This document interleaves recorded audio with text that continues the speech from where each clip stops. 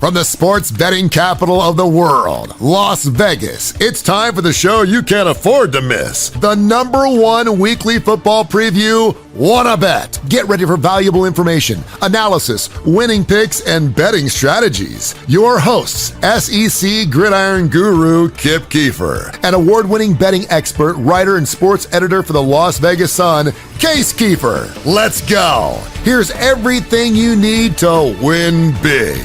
Wanna Bet. Welcome, everybody. It's Wanna Bet coming to you from the Westgate Las Vegas Superbook. And I said that backwards. It's supposed to be Superbook at Westgate Las Vegas, so let's get that right. But regardless of what you call it, this is the premier facility for sports betting in Las Vegas. Check it out next time you're out in this area. If you're a sports fan, it is worth the trip. I'm with Kip Keefer. Clay Keefer is our director producer. We are ready to bring you another episode. We just wrapped up about a 4-week series talking about analytics and using numbers in college football and professional football handicapping. Case has been giving you a lot of information there. If you want to catch up with that series, if you happen to miss an episode, you can go to our Facebook page, which is Wanna Bet, and just like the page, and you'll have access to all of that information. Plus, we're developing, and I don't know if we're up and running yet, but we'll keep you posted, a YouTube channel to collect all that information if you want to watch it in one continuous series. But we've been focusing on football betting and handicapping. Case, I want to get back in completely the other direction here and talk about some more traditional areas that people use to analyze games and get your thoughts on them. I guess we'll call this discussion intangibles, if you will. And let's start with something that I think is really important, particularly in college football, the home road angle. How much emphasis do you put on where the game is being played? Yeah, this is another interesting topic, and I know we're trying to stray from it, but really it all does kind of come down to numbers as far as betting. If you're trying to bet into a point spread, it comes down to how much you want to adjust for a home field. Now, I guess it's not so secret. I think anyone that's super into this world knows that across all sports, the value of home field advantage has been diminishing just drastically in the last 20, 25 years. In the NFL now, most of these, most bookmakers will tell you the market says that home field is only worth about 1.5 points, where, that's a change from even 10 years ago. It was still at 3. College football, I think with some of the venues, in some of the history and tradition there, it can be a little more, but you're going to be hard pressed to find anywhere where it's worth more than 3 points. But it comes down to you, your own. If you're trying to make a bet, you need to decide how much you think home field advantage is worth. I will say in my own handicapping, I don't think there's anyone where I would adjust more than 3 points. But college football and college basketball, actually specifically, even a little more than college football, those are the two sports right now where home field advantage sticks out as the most. If you're looking at the way the betting market adjusts, so it still matters in college football, but it's going down and down. I think there's a lot of reasons for that. I mean, one is just how easy it is to travel and the money in these programs now. So it's diminished, but it is definitely still there. I've been kind of citing examples to illustrate some of these discussions, and the game that sticks out in my mind last year that was probably the most profound home field edge I saw all year, Arkansas came into Athens to play Georgia about the 5th or 6th week of the year on a roll. They had beaten Texas and Texas A&M back-to-back and beat them handily. They came into Sanford Stadium that day at Georgia, and if you remember that game, Georgia on its first 2 drives went right down the field and scored, and also forced a turnover and got a fumble in the end zone for a third score. It was 21-0 halfway through the first quarter. Arkansas looked totally like a different team. They were just completely discombobulated because of that, the loudness and just the hostile atmosphere.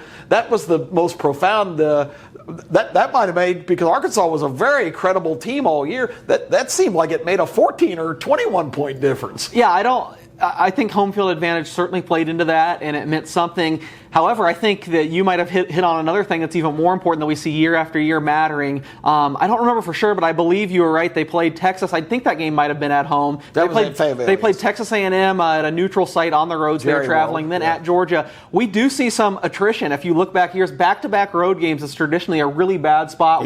So I'm going to say we adjust 3 points for Georgia being at home at Sanford. Then maybe you look at the scheduling spot where Arkansas had been through all these wars. I believe that was kind of Georgia's first big test since the Clemson game in the opener. there. Yep. I could be wrong. So you look at kind of the fatigue there. Maybe you want to adjust a point or two for the fatigue. Then you look at the back-to-back road games, which is traditionally a really tough spot for teams, especially in college football. So I think that was really a confluence of factors. Not to totally minimize home field advantage, because clearly that played a role, but I think that's a couple other things in spots that do mean something. I guess my message would just be all of this. It does fall under the intangibles umbrella. I'm not arguing with you about that, but you can quantify all this. You can put it in your number. I think the most important thing you can do is try to put your own numbers on games, and you can look at some of the work's been done. There's been work on all this, that how much that's typically worth, and you could say that's worth even more. Maybe you think Arkansas had such a tough schedule, that's worth 3 points to Georgia's favor, but that was certainly a great spot for the Bulldogs, and it played out that way. Yeah, the game I think ended up 41-0. And I will say Georgia I do remember this game very well. Georgia took money I think they closed like a 22.5 or 23-point favorite in that game, and everyone was like, I don't understand. I think Arkansas had the higher percentage of tickets. So that just goes to show you the market sometimes knows what it's talking about. There's some really sharp guys betting into this, and that line ended up kind of a tell for how the game went. That's a great example, because I remember that specifically. The line was 22. You're absolutely right. And every analyst on television, is nobody even paying attention to this Arkansas team? That line's way off, and it turned out, it was way off. It was only half of what it should have been. Yeah, I do think I might be a little guilty. I believe on my column back then, I didn't make it a play, but I do believe I picked Arkansas. I thought it was just a little too high. I might have understood at the beginning, but it's just that's a really tough spot. I mean, looking back in hindsight, and Georgia was obviously just ridiculous last year. But what a great example to kind of illustrate some of these points. There was an old adage for years in handicap. My father was a traditional. Your grandfather was a traditional kind of player, and numbers didn't enter. The only number that entered into his factor is how much he was going to bet. But he had an old time one that he had picked up somewhere, and I saw it in subsequent years of NFL teams on the road for a second straight week are a play against. But I don't really see, in following that closely, I remember there's examples, particularly in the playoffs, of teams being on the road 3 weeks in a row and coming through. So is that kind of out the window, or was that a fallacy to start with? I think there is something there. I mean, that kind of ties back to what I just said, is teams, when they have back-to-back road games, their quality tends to decline. Now, the problem in this day and age especially, and maybe it was profitable to him back then, I mean, we're talking probably 50 years ago or even longer. I just think that the market is so good now, and there's so much money in football, that a lot of that is factored in. It's going to be tough to find a spot where you can really, find some value on that, because I think everyone does know that now. I don't have any doubt he probably had some success with that back in the day. I just feel like now it's probably more factored in. That's kind of common knowledge at this day and age. Well, again, I'm trying to think of some other intangibles. I had some notes here, so bear with me just for a second, so I can make sure I can cover the question, because I'm usually better prepared than this. I remember what I want to talk about.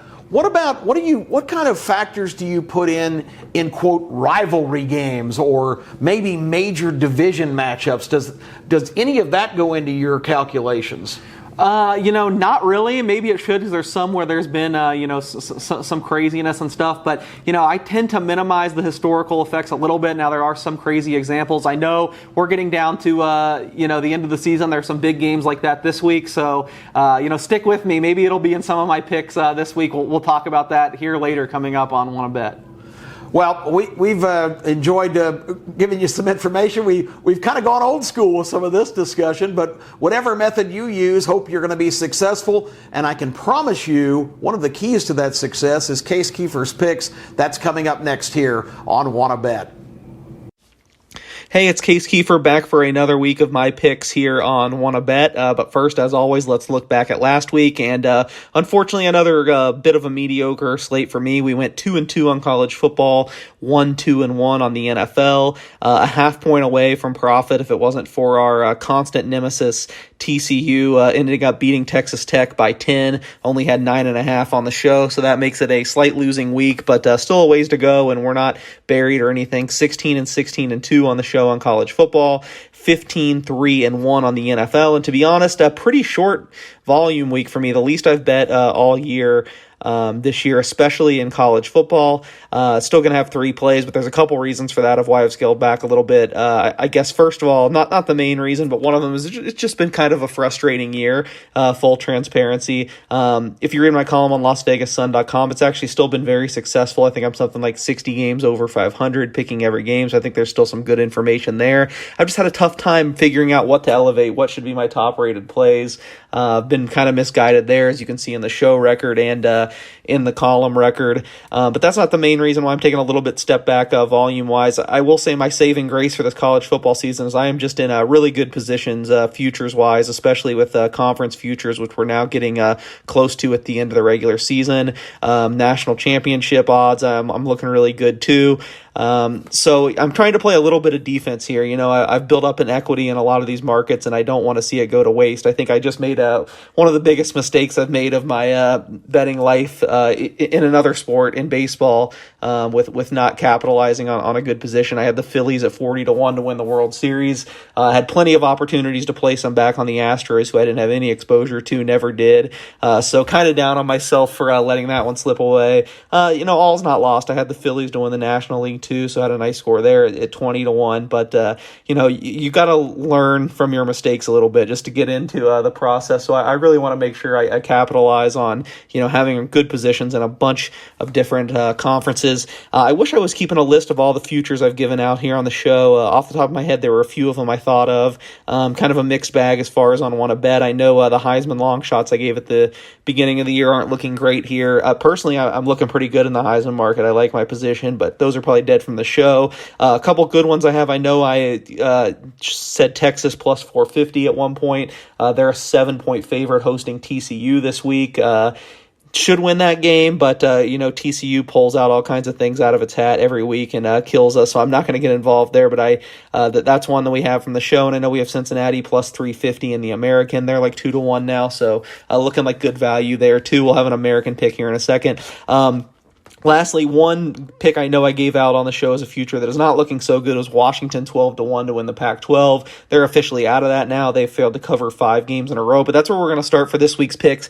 I am taking Washington plus 13.5 against Oregon. I actually haven't bet this one myself yet. I really want to wait and see if it gets to 14. I could see this landing on 14 easily, so I think it'd be kind of a key to capture that key number, but I just feel like it's time to sell high on Oregon. They're getting so much love right now, and they have been great. But what do we know, if anything, about Bo Nix is how inconsistent he is. Now he's getting Heisman buzz has just been electric for I think like a month and a half now. I really don't think there's that big of a difference between him and Michael Penix though for Washington. If you look at their career numbers, they've both been in college football so long that they're really similar. Kalen DeBoer from Washington, one of the best covering coaches, I think top 5 in the nation, dating back to his times at Fresno State. Obviously, we've seen that crash here. The market's kind of caught up, but now in addition to selling high on Oregon, I think this is a place to buy low on Washington. All their problems have been defensively, but I think this is going to be a shootout, and I think that they are well equipped for a shootout. So I'm going to go plus 13.5. Hope to get that 14 though. Other 2 college games, I teased it in the AAC. 3rd week in a row, we're going to be on a UCF game. This week I'm going back on UCF. I'm going to take them plus 2 at Tulane. These are the 2 leaders of the conference. We were against UCF last week, but hey, they beat us fair and square against Memphis. John Reese Plumlee, their quarterback, didn't play, so the handicap all went according to plan, except their backup Mikey Keene just looked really good. I was really impressed by him. I think Plumlee comes back this week, but even if he doesn't, I think now you wouldn't even say Keene's a red flag anymore after what he's shown in his limited action. I think this is a good matchup for UCF. I think they'll be able to throw a lot on Tulane, so give me UCF plus 2. We talked about a coaching edge in the first game with I still think I trust Kalen DeBoer a little bit more than Dan Lanning, although Dan Lanning's done a great job in Oregon. How about another coaching situation here? I'm going to take Middle Tennessee minus 11 with Rick Stockstill, who's been there forever. But they are taking on Charlotte, who's just kind of a mess right now. They fired Will Healy, I believe, 2 weeks ago. They kind of had that bump. They got a bunch of turnovers 2 weeks ago and surprisingly won in their first game without him, but then just got absolutely crushed last week. The program's going to be rebuilding this offseason. I'm looking for spots to fade Charlotte, and this is a spot where I really thought Middle Tennessee, who's been up and down this year, had some turnover issues, but it had a really ugly game last week. I think they'll be sharper this week, and I think only having to lay 11, not up to 14, is big against Charlotte. So Middle Tennessee minus 11, UCF plus 2, Washington plus 13.5, the 3 packs of picks on college. Let's get to the NFL, where I got 3 as well. We're going to start with Denver. I hate this already went down to plus 2.5, plus 3 earlier in the day. Made my biggest bet of the week earlier this week on Denver. They are going to Tennessee, and maybe Ryan Tannehill plays, but it seems like it's going to come down to the wire. And if you watch the Sunday night game, they had a great plan, especially defensively against Patrick Mahomes and the Chiefs, but Malik Willis is just not ready. He's not an NFL quarterback yet. Denver's rush defense very good. Denver's hold defense very good. I just don't see how Tennessee's going to move the ball, whether it is Willis or Tannehill at not 100%. The Broncos coming off of a bye, a team that I think is going to be a little bit stronger down the second half of the season, so give me Denver plus 2.5. Speaking of selling high and teams I'm ready to fade, I think the Bears are getting a little bit too much love for looking good the last couple weeks, and the progression of Justin Fields. I have been impressed by them, but I think Detroit's got a better roster top to bottom. I'm surprised they're a 3-point underdog here. I think that's a little bit too big for me. This looks like about a pick 'em. The Lions have let me down all year, but their defense is coming around now and actually has looked okay. We know they have some firepower offensively, so give me Detroit plus 3. And I guess all underdogs this week in the NFL, I try to throw in a primetime game, so we're going to finish it off with a big, ugly dog in Monday Night Football. I'm going to take the Commanders plus 11 against the Eagles. The Eagles probably been the best team in the NFL. Of course, they're undefeated. Another team I'm sitting with a bunch of futures on. So I am bullish on the Eagles overall, but this is a lot of points for a division game. I think when there's this big of an underdog in a division game, I'm always going to be looking at them unless I think they're one of the worst teams in the league. I don't think the Commanders are quite there. They've been very scrappy these last few weeks. I think they've covered 3 straight games, or at least maybe pushed the last one, won a couple. I think this will be a somewhat close game. I expect the Eagles to come out with a win, stay perfect, but I don't think it's going to be a runaway. So in the NFL, that's Washington plus 11, Detroit plus 3, and Denver plus 2.5. Thanks for listening to Wanna Bet. Stay tuned to get Kip's takes on the SEC next. Hey everybody, it's Kip Keefer.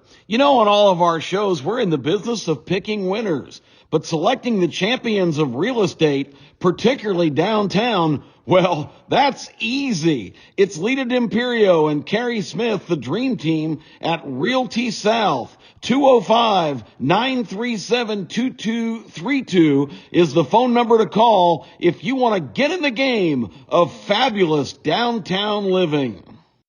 Hey everybody, time for SEC Report with Kip Keefer. Hope everybody had a great week and are getting ready for some football. And it's going to be fantastic.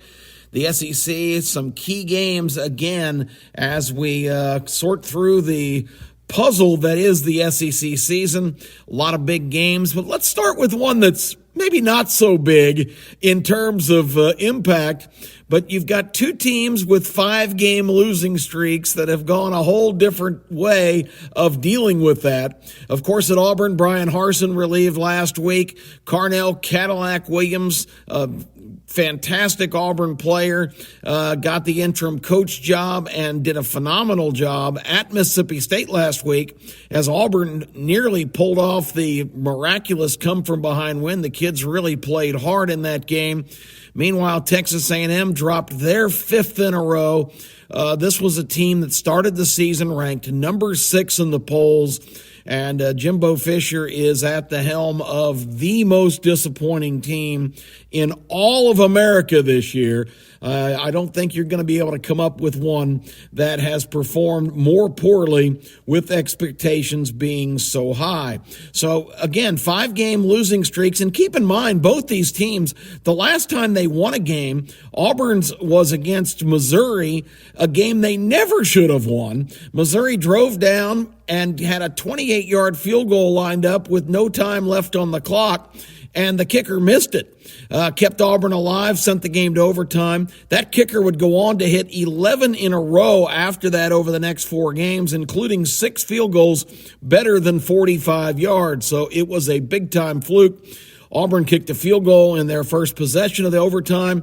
The very first play from scrimmage, the Missouri running back ran right to the goal line, 25 yards untouched, and inexplicably the ball popped out of his hands. Auburn recovered in the end zone. So Auburn dodged that bullet twice. Should have a 6-game losing streak here by all indications of what actually happened. And on the other hand, same thing with A&M. They've lost 5 in a row. Their last win was in Dallas against Arkansas. Remember that game? Arkansas had a 14-3 lead when KJ Jefferson tried to bolt over the top for a 21-3 lead. The ball came out 99 yards later. It was returned the other way by Texas A&M. Arkansas dominated the game, drove down toward the end, had a chance to kick a short field goal to win that one, and it hit off the top of the uprights. So both of these teams very lucky to have the one each of the few wins that they possess. So something's got to happen. Something's got to give. Somebody's got to finally break their losing streak. And I'm sorry, Auburn fans, I'm more inclined to think Texas A&M is due. They should have their young freshman quarterback, Weigman, back, and that's going to make a big difference. I think Auburn is kind of hanging on by a thread right now. They're just not a very deep team. They played their hearts out last Saturday at Mississippi State and came up short. I think the woes continue on the Plains. Give me Texas A&M +2. We told you last week our best bet of the year at that point was Georgia against Tennessee. We talked about how if you really looked at all of the boxes to check, Georgia had the overwhelming majority of those going into that game, and it was surprising that so many experts around the country just seemed sure that Tennessee was going to run up and down the field totally uninhibited. A lot of people didn't realize or have just not been paying attention that as Tennessee does take a lot of deep shots and have a lot of success, but they are reliant on a strong running game to set all that up. And nobody has run the ball on the Georgia defense the last couple of seasons. And of course, last year's defense was one of the all-time greats, evidenced by the drafting of 5 starters off that defense in the first round of the NFL draft. And Kobe Dean, the captain of that unit, early in the second. So Georgia had 15 players drafted off the national championship team, most of them on the defensive side of the ball. But this group has kind of taken the torch and kept it going, and they really played a tremendous game, shutting down the Volunteers. Georgia the winner and one of our better picks of the season so far last week. Now Georgia goes to Mississippi State. It is impossible to expect this team not to have somewhat of a letdown after that huge emotional win over the Volunteers. And it's a tough place to get to. It's a small stadium. It's loud. It's just completely different atmosphere. Georgia has, of course, the better roster, but 16.5 points. This is a game that a team like Mississippi State just lives for because it's a big opportunity to make a shocking national statement. I think Georgia will gut out a victory. I think they're too close to the finish line now to blink, but I don't think that they're going to dominate and overwhelm Mississippi State, who will hang in with an efficient offense and another team that doesn't just throw it around the yard. They run it effectively. They probably won't have that success against the Dogs, but their defense is pretty scrappy. So give me Mississippi State in the 16.5. Alabama last week, man, it's been all the talk here on our radio show the morning after, Sundays 9 a.m. on Jocks in Birmingham. The Alabama, the tower has collapsed talk is just overwhelming. But they kind of have a chance now to bounce back. Their playoff chances are really very slim. They have to beat Ole Miss to stay alive. The Rebels are still in a good spot. If LSU were to stumble in one of these 2 road SEC games they have remaining, Ole Miss could find themselves in Atlanta. But to do that, they have to beat Alabama. I'm not sure that's going to happen, but I also cannot pass up taking 11.5 points. Lane Kiffin has had 2 weeks to prepare for Alabama, who's coming in licking their wounds. I think this is going to be another great game at Oxford between Alabama and Ole Miss. Give me the points. And finally, we mentioned Arkansas LSU. Arkansas really smarting after Liberty came in and beat them on their homecoming last week. Sam Pittman will rally the troops. LSU is the it team right now. They are up to number 7 in the poll. I don't really think that this is a spot where you can be real confident in the Tigers going in there and taking care of business against Arkansas, who also has a big opportunity to make a national statement. The Razorbacks are getting 3 at home. LSU has not been very impressive on the road.